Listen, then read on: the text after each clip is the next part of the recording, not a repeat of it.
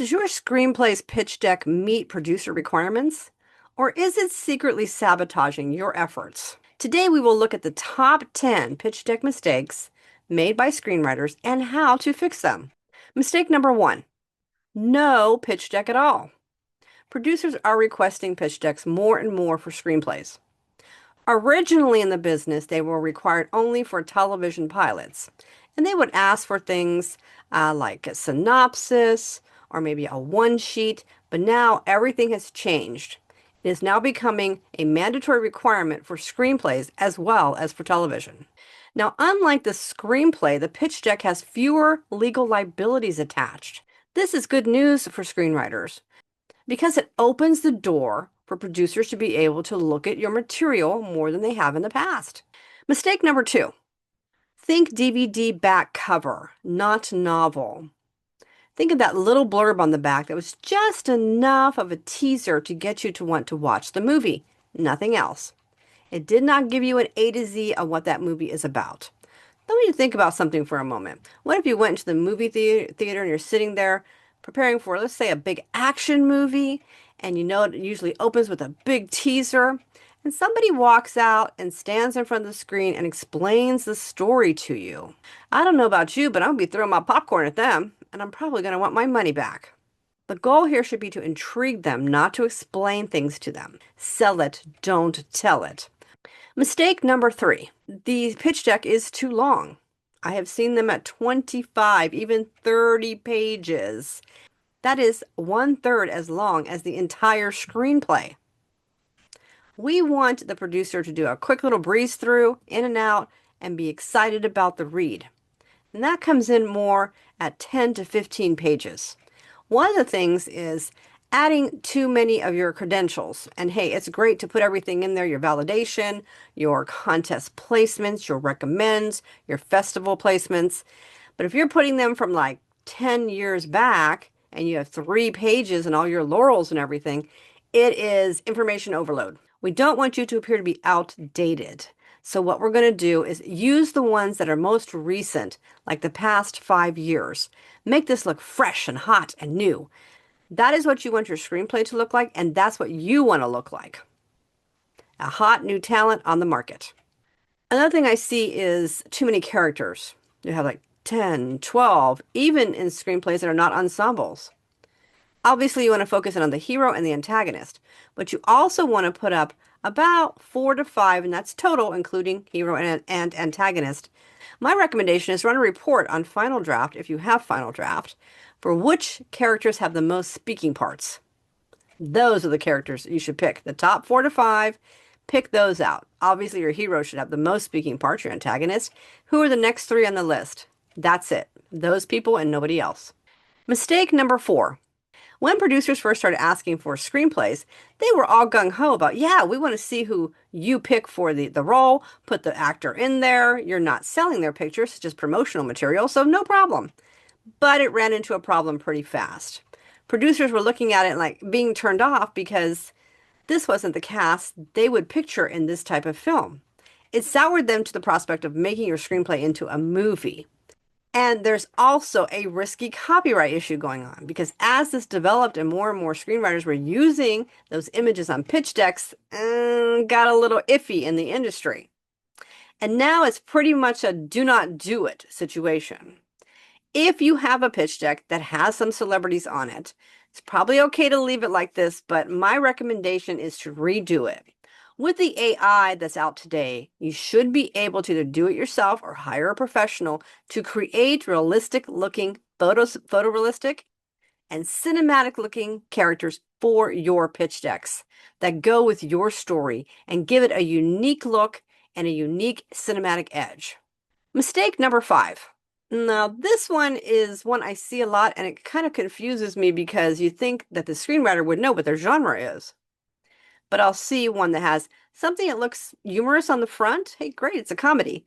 Then you flip to the second page and suddenly it goes dark and they're like running around with guns. And sure, there are mixed genres, but if the writer's intention was all comedy, even if they do have guns, you have to make it look humorous some way.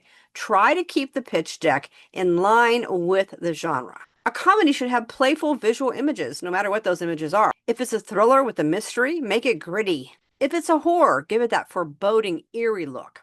And you want to keep that look consistent throughout the pitch deck. Mistake number 6, overdone text.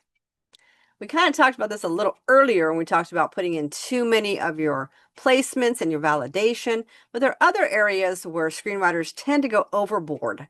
For example, I saw one that had a 3-page synopsis. Try to keep your synopsis around 200 words, which means it'll fit like on half of a page, because the visuals are the powerhouse of film, so your visuals is what should stand out. You want to leave the reading for the screenplay. And that brings us to mistake number 7. This is the most common mistake that I see. And it is using generic images or just getting a picture of your character, slapping it up there, and nothing else in the background or anything about the feel or the look of it has to do with your story. Again, referring back to AI. The AIs today have the capability of putting your character in a scene from your movie, from your screenplay. This can easily be done. Stay until the end and I'll reference how to do this. You want to make sure that each of your pictures, from the cover design to the characters, the logline page, the synopsis, the different visual references pages, etc., have some type of scene or are very visually reminiscent of your story. Now, by that I mean, for example, let's say yours is a crime thriller. We don't just want you to throw on, oh, here's a gun on the floor and some blood or something. You want an imagery from your movie. Maybe it's a certain type of homicide where they're looking for diamonds, so you want diamonds scattered across the floor or something. You want the visual imagery in the pitch deck to be from what would be a kind of a sneak peek of your screenplay's actual movie. They're going to be viewing hundreds, if not thousands, of these pitch decks. You want yours to stand out. Does text really stand out unless you put it bold and in giant letters, and that's the worst thing you could do? Rely on the visuals to do the heavy lifting for you. Mistake number 8. There's no consistency in the look of the overall pitch deck. One page has a certain font, the next page has a different font. There's different coloration all over the place. Doesn't even seem to have a theme or a commonality to it. It's just sloppy looking. Even if you had it professionally done, you want to keep all of this looking not like a PowerPoint presentation and not all the way to a movie. You want it somewhere in between. Visualized, stylized, with just a dash of text and just enough to get them to say, I need to take a look at this. Mistake number 9, outdated comps. This one I see all the time, like almost every day. They put, one I saw recently was Crocodile Dundee as a comparable. And the comparable is just showing the producer what movies are comparable to your movie that was successful. So that's number 1. Don't pick a movie that wasn't successful.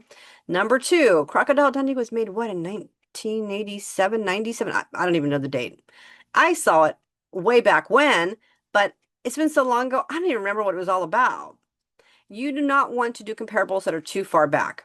The current industry standard is the year 2000 to present, but I have heard a lot of producers say they want it within the last 5 years. And their reasoning for that is that this industry is changing so rapidly, and something that was made beyond that, the 5-year period, may not be a good comparison because the market's different today. And don't think you have to go for the top blockbuster movies. A successful film doesn't have to be something that made 50 million at the box office, but it had to have made a profit. Producers are just as familiar with those films as they are the big blockbusters that everyone can name. And I want to mention here also on the comparables that if you have a screenplay, you can mention a comparable that is a limited series. And the reason is right now there's a big trend in the industry to take a motion picture screenplay and adapt it as a limited series. That is a good segue to get yourself into that particular market for the streaming platforms. So it's a good idea. Don't make all of your comps limited series for your screenplay, maybe just one. And have the other 2 be motion picture screenplay comps that are current and from successful motion pictures and or limited series. No proof of concept. A PDF is literally a flat read. It's passive. But having a video version, especially one that has an audience, not only puts you ahead of the competition, it will have producers knocking at your door. Producers definitely take notice for projects that have a proven audience. Now that you know the mistakes to avoid, how do you create a pitch deck that the producers can't ignore? Check out my guerrilla marketing course. It is designed for screenwriters who want their scripts read by producers, not ignored. The link is in the description below, and it's also pinned in the comments. And if you've enjoyed this content and you found it valuable, please subscribe because we get into the Hollywood trenches.